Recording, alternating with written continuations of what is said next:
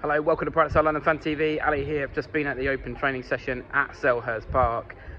Interesting in that there was no Lacroix or Chris Richards today, but I wouldn't read too much into that. I think probably being precautionary given that Gahey is suspended. We know that Chris Richards was very close to being fit for the Brighton game. What was interesting was that Glasner had them training in a back three of Klein on the right hand side, in the middle, Jefferson Lerma, and on the left-hand side, Tyrek Mitchell, which was interesting because it wasn't Ben Chilwell on the left-hand side, it was Tyrek Mitchell, and Ben Chilwell was being used as a left wing-back. So that's interesting. I've always thought that it would be interesting to see Tyrek Mitchell on the left side of that back three, and it's obviously something that Glasner's willing to work on in training. However, I would expect at least one of Lacroix or Richards to be fit for Saturday against Man City. Probably both, you'd hope, as they will be needed with Gahey's suspension.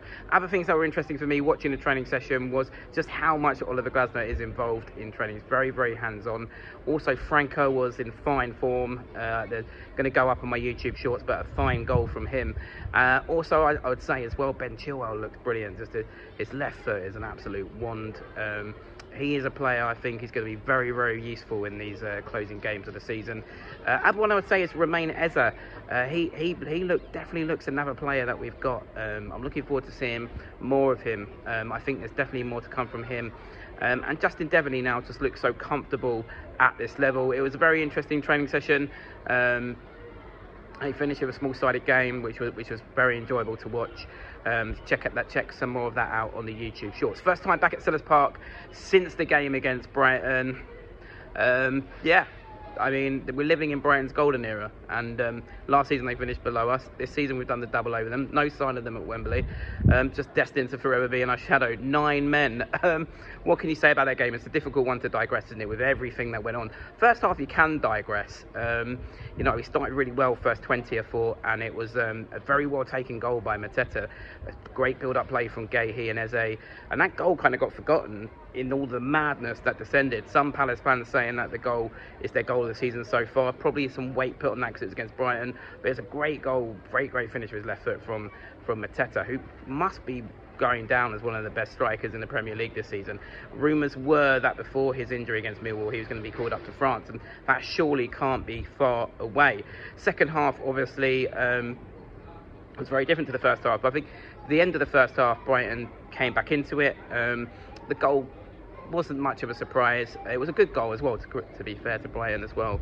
It was a well-worked move, a great through ball, and a good finish from Danny Welbeck. And actually, someone on my social media had said to me that Danny Welbeck always scores against Palace, and sure enough.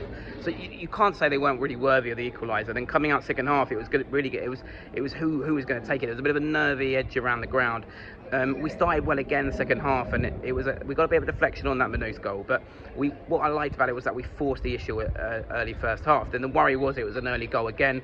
Would Brighton come into it? Then sure enough, you get the Nketiah sending off. Now I thought it was a strange substitution. I raised my eyebrows at it because I like Nketiah, but I think he's more of a player to bring on when you're chasing the game at 1-0 in what was going to be a tight game, and you're thinking again, can we hold on? With Brighton seemingly coming back into it, I would have kept Mateta on to hold the ball up. I know that's probably, given in hindsight, but I definitely raised my eyebrows at it when it was made, that change. It's not probably one I would have done, but what's good is that Nketiah, he's owned it. He's come out on social media and apologised. Some people, I personally don't quibble over the red cards. I think, my friend next to me said straight away it was a dive. Both him and Gahey had high foots. Both of them could have been straight reds, to be honest. But then what we saw after that was just pure and utter desire from the team. Going down to 10, it already looked difficult. With 11, you're already thinking we've got a while here to hold on. And then obviously you get 12 minutes injury time. I'm not sure where that came from. That was my biggest grudge against the ref. 12 minutes, and you thought this is going to be very, very tough to hold out. Sure enough, we get to Gahey then gets sent off, and then that's 9 men, and you're thinking surely we can't survive this. Get to 6 minutes to go, and I'm starting to think maybe, just maybe, we could do it. It seemed more manageable.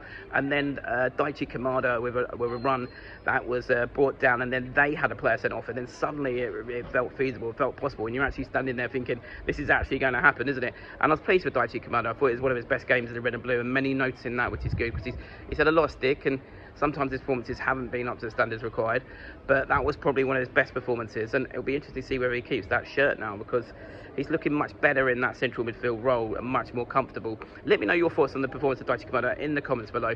And then obviously what followed 6 minutes later was just utter madness. Joel Ward coming on for a little cameo, still unbeaten against Brighton. You just can't write it really what happened, and one of those moments at Sellers Park that will be remembered. And 9 men, the third Premier League team to win with 9 men, us and Brighton, we made history together. We must thank Brighton for their part in that history. And look, what can we tell from that? We can tell that this team, not only have we got immense talent in this team, not only have we got the Glasner's tactical intelligence, but we've also got a team who are willing to fight for the shirt. Lots of people saying this is like their favourite squad, one of their favourite squads, and I agree. They totally buy into what this club is about, and the scenes after the game as well showed that again. The likes of Lacroix and Henderson with the fans, and that's all we ever ask for as a fan, is that the players and the team buy into what the club is about. That definitely feels like there's something special going on right now. Tickets for sale for the FA Cup go on sale on Thursday for the semi-final. Let me know your thoughts on the game against Brighton. My man of the match was Jefferson Lerma.